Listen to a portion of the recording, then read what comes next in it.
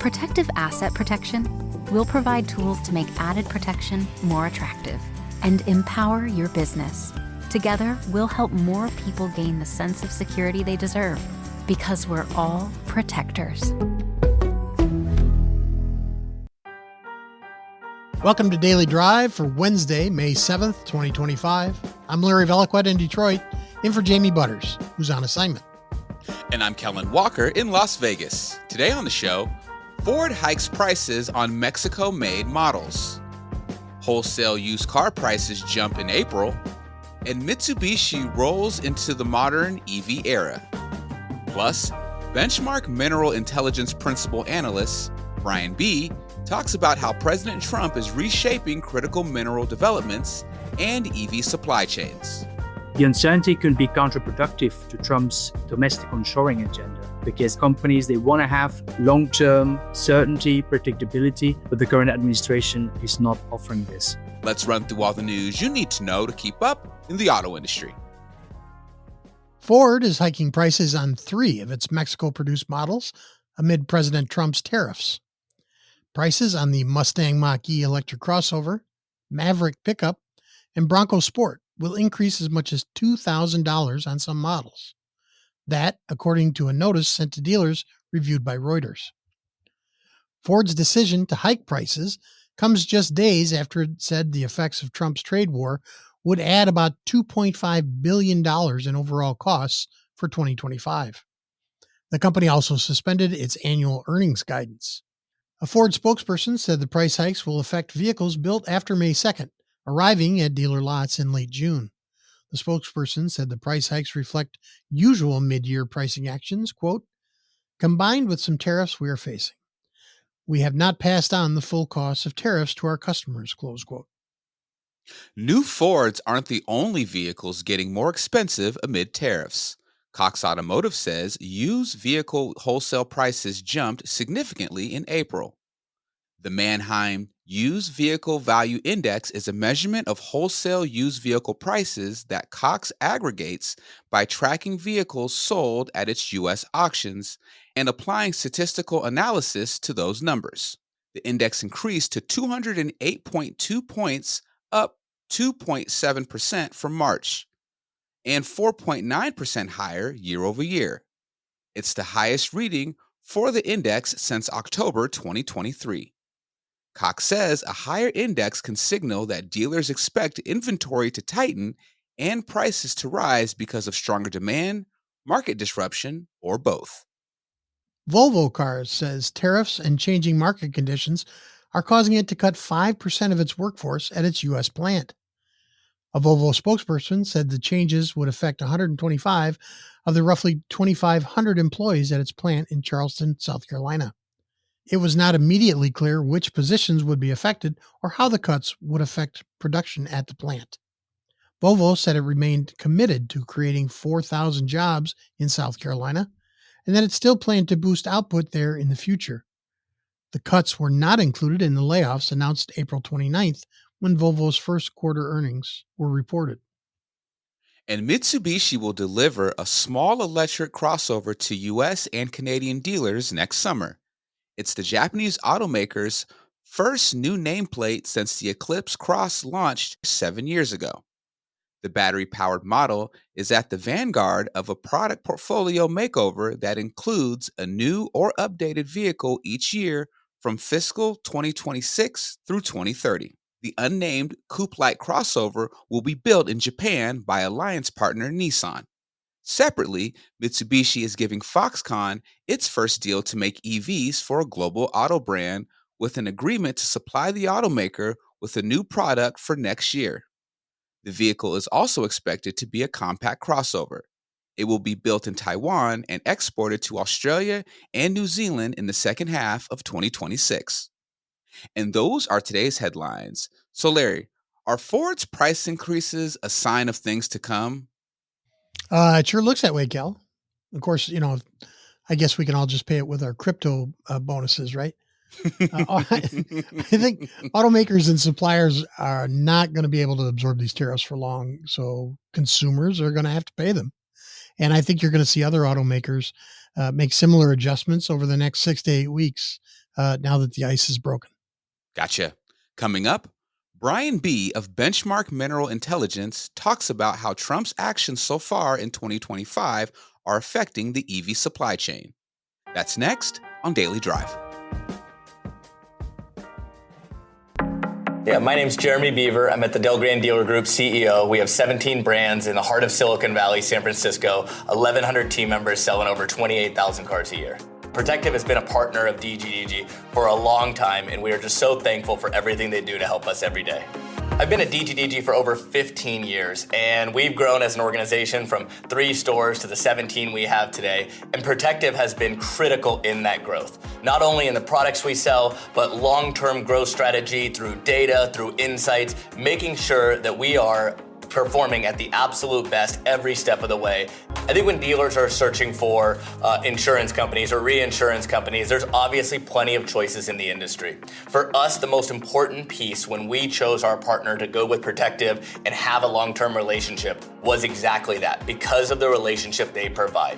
A very hands-on approach to helping us grow and drive our business every single day is critical, especially in the automotive industry where it's headed, not only with our guests, but with our team, to make sure that every single day we are at level 10. We continue to lean on our partners at Protective to make sure that we are going in the right direction and that we're going to be absolutely at our best for years to come.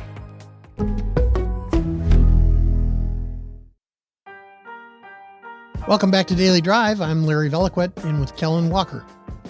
It's one of the biggest logistical and economic challenges to developing a new era of electric vehicles. How can the industry establish a steady flow of critical minerals from mines around the globe to EV production sites in developed countries? Amid tariffs and a geopolitical clash with China, that challenge has become a nightmare. Bryan B. is principal analyst with Benchmark Mineral Intelligence. He spoke with our own Pete Bigelow on this week's episode of Shift, a podcast about mobility. They talk about what President Trump's first 100 days have meant for critical minerals and the EV supply chain. Here's a piece of that conversation. Maybe to kick this off with a big 30,000-foot view question, how do you view the state of the EV supply chain today? Here we are, a little more than 100 days into the second Trump presidency.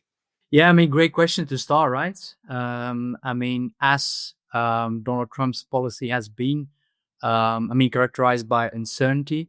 It is, I guess, difficult to forecast for a period longer than a couple of weeks.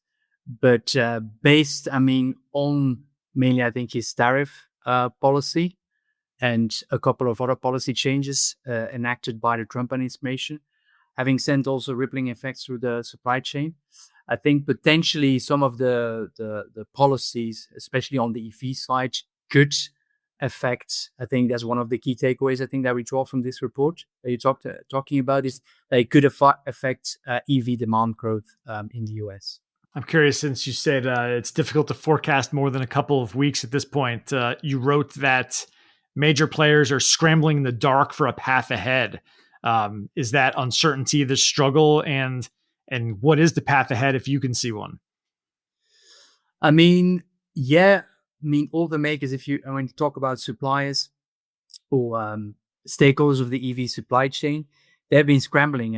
As you have seen, Donald Trump's tariff policy has been characterized by a lot of policy U-turns, announcements, and then retreats from these announcements. So I think as a result, a lot of the suppliers have been scrambling, have been figure out how to assess these tariffs, but also the potential implication and cost increases for them. You know this probably better than me, but we talk about the US EV supply chain or US manufacturing or other manufacturing, but these supply chains are global, and a lot of US-based manufacturers are basically sourcing parts, but also minerals and so forth from outside of the US. So these policies have a major impact.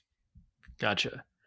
Bryan, let me back up for a moment. Tell me about your role at Benchmark Minerals, and tell me about the company overall for those who don't know. Yeah, happy to do so. So Benchmark Mineral Intelligence is a UK-based company founded a little more than 10 years ago.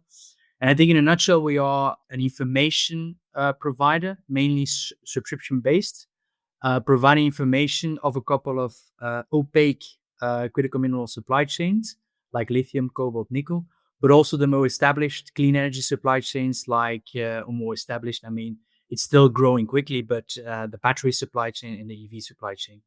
And at the company, I lead or in charge of the geopolitical and policy coverage, mainly letting the market trends speak to the geopolitical trends and seeing whether giving, with the help of my colleague, giving a market reality check to a couple of policy and geopolitical developments. What is the reality check right now on how this flurry of executive orders and obviously the tariffs you mentioned, what have been the key changes and the ripple effects from them that we have seen from the Trump administration here in the first 100 days? I think it's worth putting this into context, because I think one of the big aims of Trump's policies, tariff policies, among others, is to onshore and force foreign companies to invest in the US and to bolster domestic manufacturing, basically along the lines of the Biden administration, but Trump wants to do this differently, putting less emphasis on subsidies and support, but more emphasis on tariffs. But by doing this, I think a couple of things over the past weeks became clear. I mean, you have seen the first impacts of the tariff policy on the financial markets. But in the longer term, and I mean, coming back on the uncertainty part, because folks, they focus a lot on tariffs themselves and the cost. But I think one of the biggest key takeaways of the Trump policies is the uncertainty around it. Because, I mean, companies, oil makers, they want to have at least a couple of years of certainty, predictability to make investments. And this is lacking completely currently. And I think in the end, one of the potential implications of this, I mean, this is subject to change as we speak potentially, but is the uncertainty can be counterproductive to Trump's domestic onshoring agenda. Because as I said, companies, they want to have long-term certainty, predictability, but the current administration is not offering this.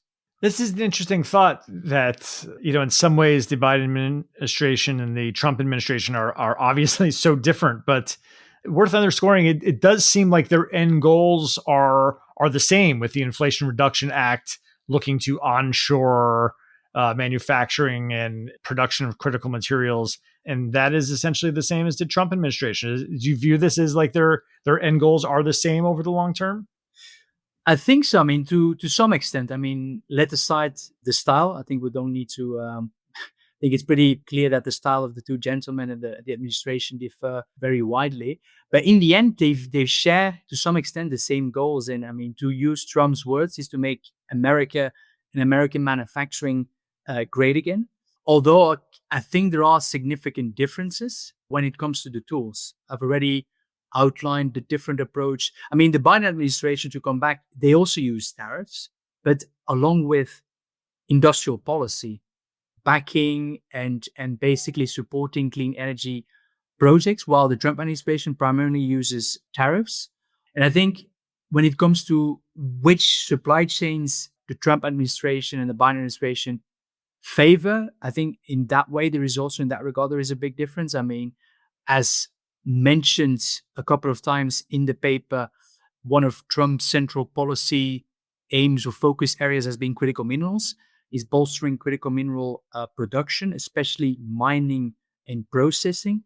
And this has been, much less the case on the Biden. So Biden was focusing a lot more on the downstream part of the supply chain, batteries and EVs. Now with this administration, the Trump administration, I mean, we expect, based on previous statements during the campaign about ending the EV mandate and so forth, and clean energy, we expect that this administration are going to decrease federal support of the downstream part of the supply chain. So to put this in a nutshell, I mean, both administrations focus on bolstering domestic manufacturing, but in a different way, and putting an emphasis on different segments of the supply chain.